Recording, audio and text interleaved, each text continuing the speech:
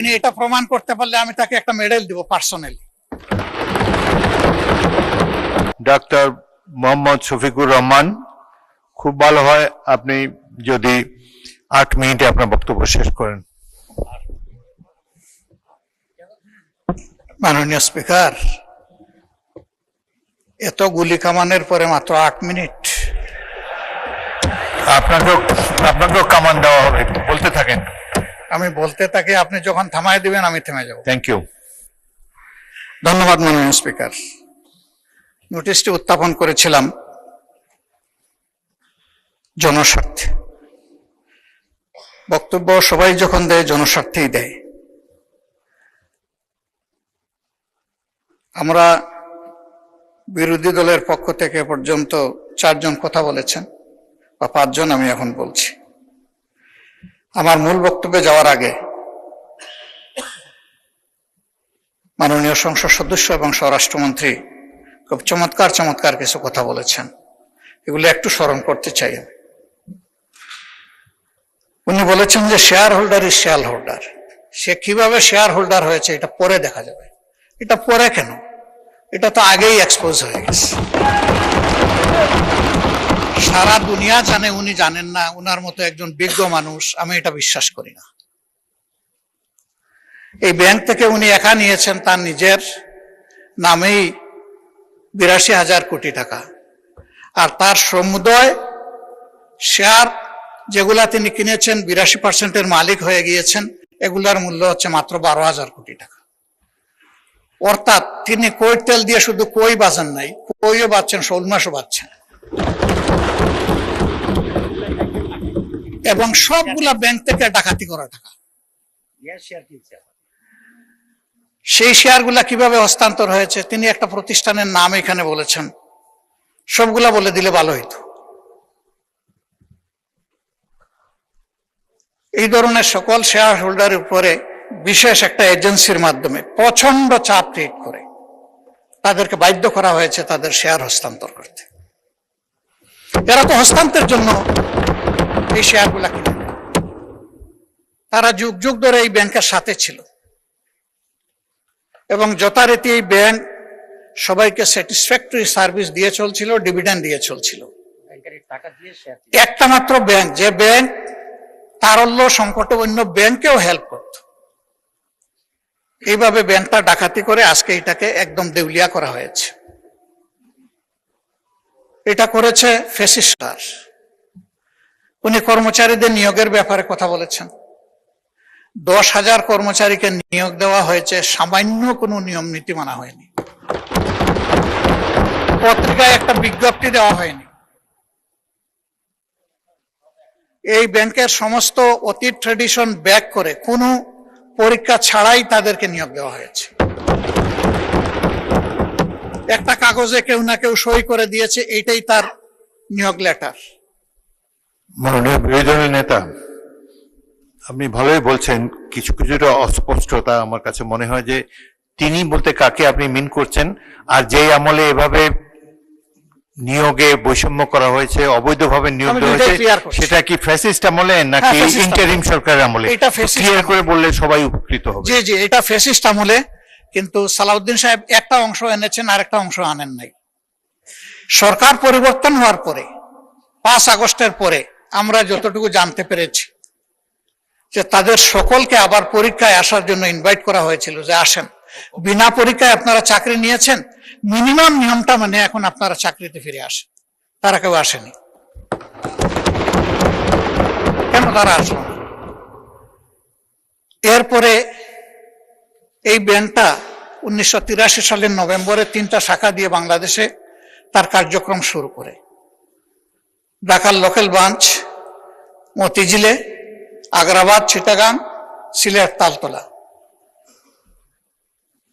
পর্যায়ক্রমে তাদের সততা, দক্ষতা, আমানতদারি এবং গ্রাহকদের প্রতি তাদের সেবার মান, এগুলার কারণে অনন্য উচ্চতায় এই ব্যাংকটা চলে যায়। তিনি যে সমস্ত অভিযোগ আনলেন, যে কোনো একটা দলের দিকে ইঙ্গিত করে, একেবারে নাম বললে দিলেই পারতেন জামাত ইসলামী। তিনি বলছেন যে মাঝে মাঝে নেকাব খুলে ভালো, এটা খুলে দিতেন, এখানে নেকাব রাখলেন কেন উনি? যে এখান থেকে 700 টাকার একটা কি জানি 700 কোটি টাকার লোন কে নিয়েছে, এটা কোনো একটা দলের নির্বাচনী ফান্ডে ফান্ডিং করা হয়েছে। আমি এটা পরিষ্কার জানতে চাই উনি জামাতকে এটার দ্বারা মিন করেছেন কিনা। যদি উনি মিন করে থাকেন, I am taking absolute challenge.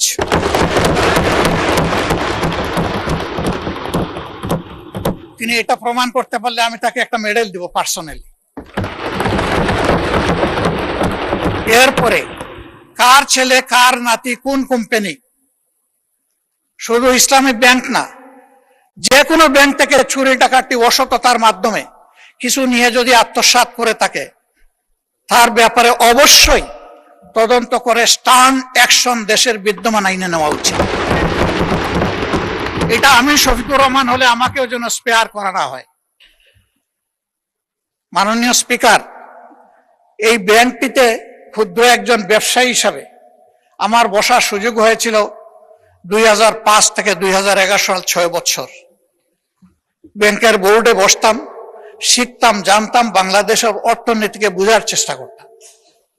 সেই সময়টা এই ব্যাংক এককভাবে বৈদেশিক রিমিটেন্সের 32% পর্যন্ত আর্ন করত। তার ডিপোজিট, তার তারল্য, তার ইনভেস্টমেন্ট, সকল টার্নওভারে ইম্প্যারালাল একটা ব্যাংক ছিল।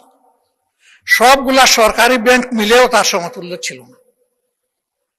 কিন্তু তখন বয়ান বানাতেন একজন বিশেষ অর্থনীতিবিদ ডক্টর আবুল বারাকাত। তিনিও আঙ্গুল তুলতেন জামাত ইসলামের দিকে, যে এখান থেকে জামাত ইসলামী হাজার হাজার কোটি টাকা নিয়ে যাচ্ছে। তার এই বয়ানের ভিত্তিতেই শেষ পর্যন্ত এই ব্যাংকে অভ্যুত্থান করা হলো, দখল করা হলো। 15.5 বছর দুঃশাসন চালানো হলো। কই প্রমাণ কোথায়? 15.5 বছর তো না, এখনো আবার একই তালে যদি কথা বলা হয়, আমি বলবো আমরা কি আবার সেকেন্ড আবুল বারাকাত হতে যাচ্ছি? আন্দাজ অনুমানের ভিত্তিতে কোন মহিলার কোন কোটেশন সংসদের মতো একটা প্রেস্টিজিয়াস জায়গায়, এগুলো আসলে আমরা আশা করি না। ওই মহিলাকে সংসদে হাজির করা হোক, যদি কোনো প্রভিশন থাকে সংসদে গণশুনানিও হোক, অসুবিধা নাই। আরডিএস প্রকল্প কোনো দলের নয়, কোনো ধর্মেরও নয়। আমি নিজে বোর্ডে ছিলাম, আমি জানি এখানে বিভিন্ন ধর্মের মানুষ এখান থেকে বেনিফিশিয়ারি। এখানে দল ধর্ম দেখা হয় না, এখানে টার্গেট গ্রুপকে প্রাধান্য দেওয়া হয়। উনি কত 11,000 কোটি টাকার একটা রেফারেন্স দিয়েছেন। কে নিয়েছে এটা?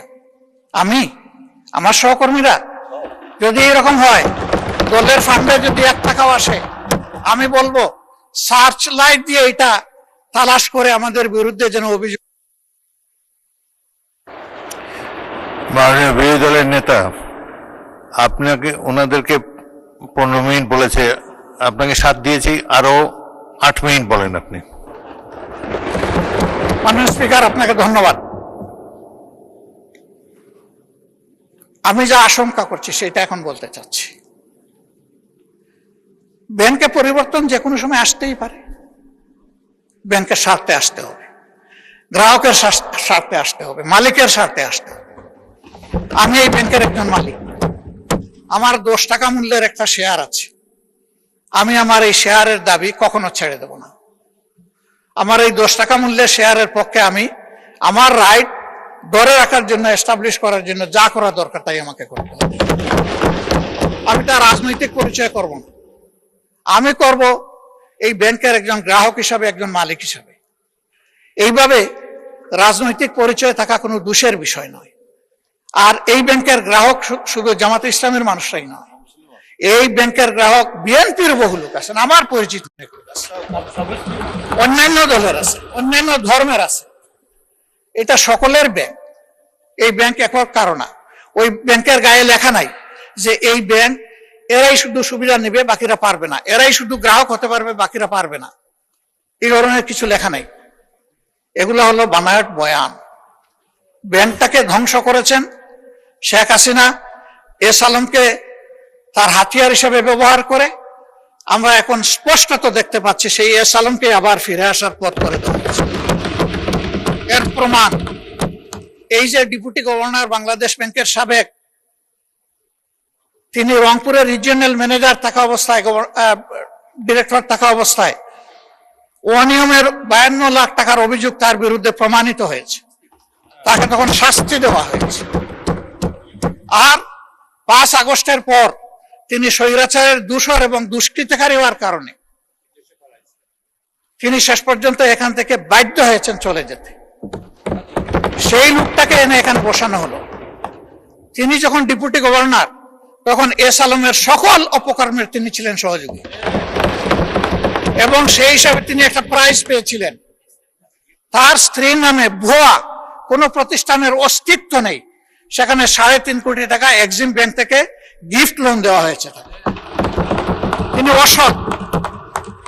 সেই লোকটাকে এনে একটা বিধ্বস্ত ব্যাংকের মাথার উপর বসায় দেওয়া, এটা কোনো যুক্তিতেই মেনে নেওয়া যায় না।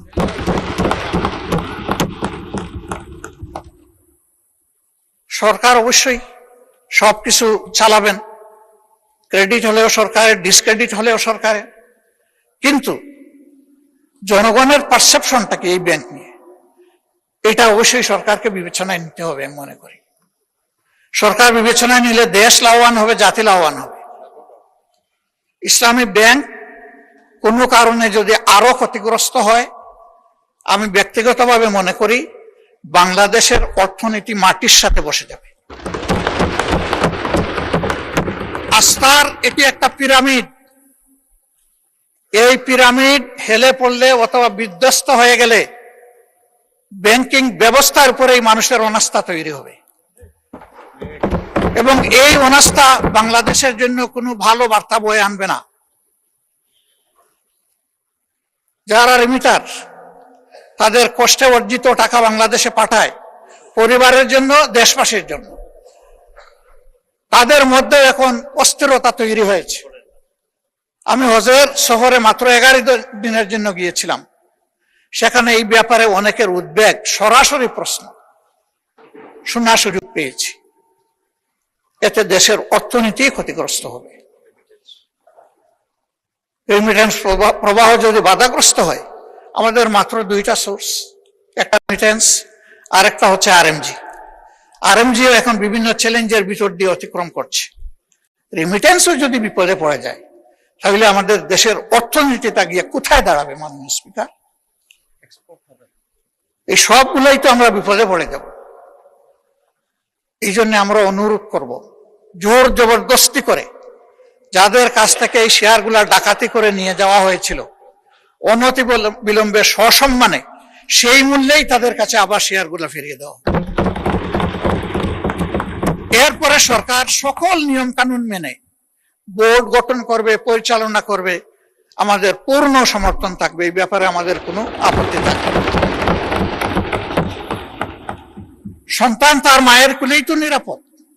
ওরা তো সৎমা হয়ে এসেছিল, ওদের কোনো দরদ ছিল না, ওরা ডাকাতি করেছে। এখন আবার যদি অসৎ লোকদেরকে দিয়ে এই ব্যাংক পরিচালনা করা হয়, যা আছে তাও শেষ হয়ে যাবে, উধাও হয়ে যাবে।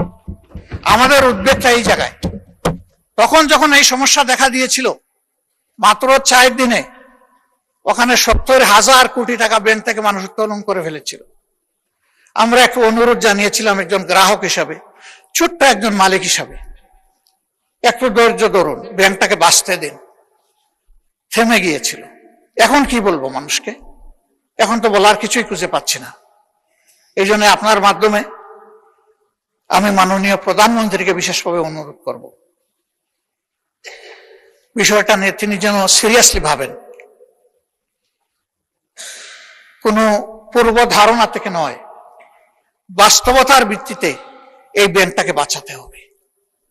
আমরা বিশ্বাস করি এই ব্যাংক বাঁচলে, তার আগের জায়গায় ফিরে আসলে, ব্যাংকিং ব্যবস্থাপনার উপরে মানুষের আস্থা আবার ফিরে আসবে। অর্থনীতির 2 চাকার 1 চাকা ব্যাংক আর 1 চাকা স্টক মার্কেট। ব্যাংকে আস্থা ফিরে আসলে অবভিয়াসলি হাত ধরে স্টক মার্কেটও আস্থা ফিরে আসবে। আমরা আমাদের দেশটাকে সামনে এগিয়ে যাচ্ছে, এটাই দেখতে চাই। আর লেম এক্সকিউজ এবং ব্লেমের যে বিষয়গুলো এখানে চলে আসে, এটা থেকে আল্লাহর কাছে আশ্রয় চাই। অলরেডি 5টা ব্যাংকের গ্রাহকরা রাস্তায় রাস্তায় ভিক্ষুকের মতো ঘুরছে, তারা তাদের বিনিয়োগের কোনো রেজাল্ট পাচ্ছে না, তারা তাদের আমানত ফেরত পাচ্ছে না। আবার যদি সর্ববৃহৎ ব্যাংকের একই বিপর্যয় ঘটে, তাহলে আমরা গিয়ে কোথায় দাঁড়াবো? মাননীয় স্পিকার, আজান হয়ে গেছে, আমার কথা আমি এখানেই শেষ করলাম। আমি আপনার মাধ্যমে একটা প্রতিকার চাই, ব্যাংকটা বাঁচুক, আমরা এটাই চাই। আসসালামু আলাইকুম। ধন্যবাদ মাননীয় বিরোধী দলের নেতা।